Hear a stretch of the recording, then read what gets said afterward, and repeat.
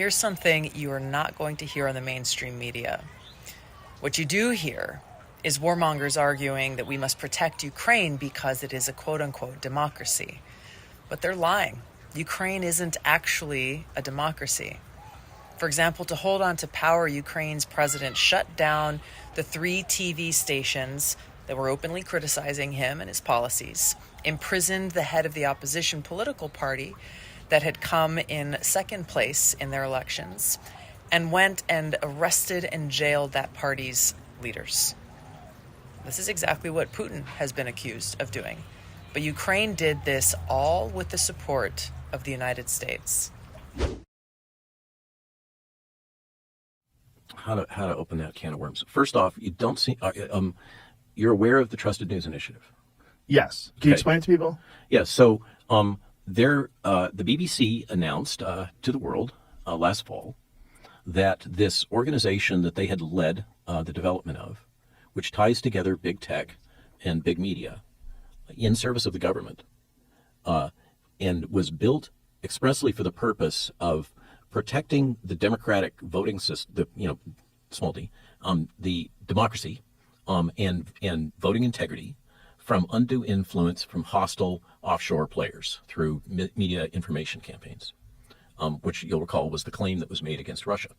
And so this was the response of the Western nations to build this new structure called the Trusted News Initiative that would survey all information about elections and prevent the intrusion of foreign information into the democratic process and creation of undue influence by foreign actors.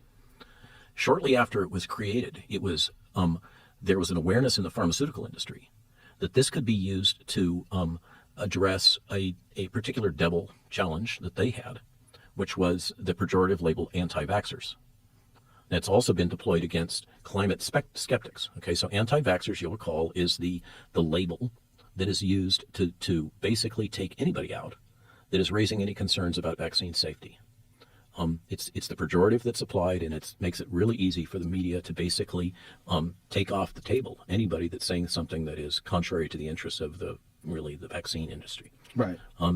So there was a decision that this same toolkit, this same integrated international media and high-tech organization led by the BBC would be pivoted to resisting vaccine misinformation and disinformation. And they put out a proud press announcement last fall that this is what they're going to do. And they defined these things, misinformation and disinformation, as anything which was going to lead to vaccine hesitancy and which was contrary to the official statements of the World Health Organization or the respective national health organizations. So if CDC says the world is flat, then the world is flat. And there will be no discussion about whether or not the world is flat. I'm using, obviously, a simplified, silly example.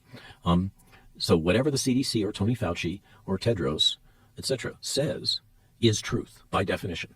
And any information or discussion which is contrary to that truth will be suppressed. It will be deleted. And those people that are expressing these opinions that would lead to vaccine hesitancy, which to some eyes would be informed consent and decisions by an individual that they believe the risk-benefit ratio doesn't matter, doesn't make sense to them, that information will not be allowed. And those people that are spreading that information will not be allowed to interact in the public sphere in social media. Okay, so that's this kind of, if you want to unpack this whole thing, it starts by understanding the Trusted News Initiative.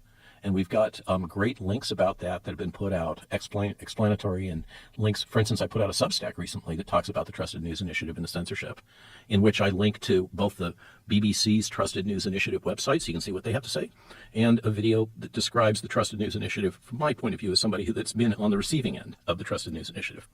Now, that's the starting point, but it doesn't explain the global coordination because TNI is mostly Western. And it doesn't cover a lot of the other, Latin America, for instance, or Spain, or Israel. And the only way that I can understand how all of this messaging, censorship, deplatforming, what it really is canceling.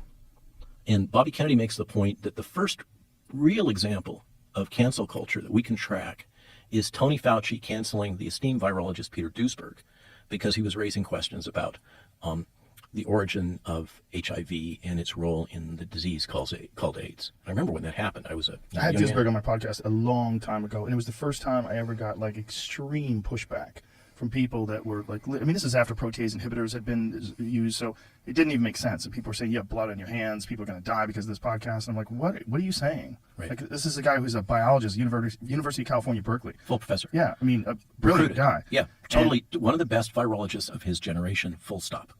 And very controversial opinions. But the only way to find out if someone's controversial opinions are valid is to ask questions and talk to them and let them express themselves. And then I wanted to have someone come on and debate him. I could not find anyone willing to do it. No, this is covered in detail in Bobby Kennedy's book about Tony Fauci. It's one of the great case studies. Now, we have a more recent example of this cancel culture as it's played by NIH and by Tony. In the emails that came out recently when you have Cliff Lane, Tony Fauci, and the director of the NIH, Francis Collins, basically coming out and saying that they're going to ridicule and destroy fringe epidemiologists. And what was their sin, these fringe epidemiologists, that warranted a concerted effort on the part of the federal government to destroy them? Their sin was raising questions about the effectiveness of vaccine lockdowns. Okay? And who were these fringe epidemiologists, as stated by Francis Collins, who, by the way, has no background in epidemiology or public health? Okay, he's a sequencing guy. That's his claim to fame, is the Human Genome Project and the cystic fibrosis transmembrane regulatory protein. He has no background in immunology, no background in vaccinology, no training in public health. But who are these three fringe epidemiologists? Well, they happen to be full professors from obscure universities, Oxford, Harvard, and Stanford. And they were warning about lockdowns. They were warning about lockdowns in the Great Barrington Declaration. That's what prompted that. Can you explain the Great Barrington Declaration? So these three esteemed, high-profile academic epidemiologists came together and said, and did an analysis, comprehensive analysis about everything that was known about lockdowns and their impacts during infectious disease outbreaks. And they came out with a specific statement. You can find it on the web. Look up Great Barrington Declaration. And they came out with a specific statement that these lockdowns were going to cause more harm than help, which was contrary to the messaging that was being put out by Tony. And so Tony decided that they had to be destroyed.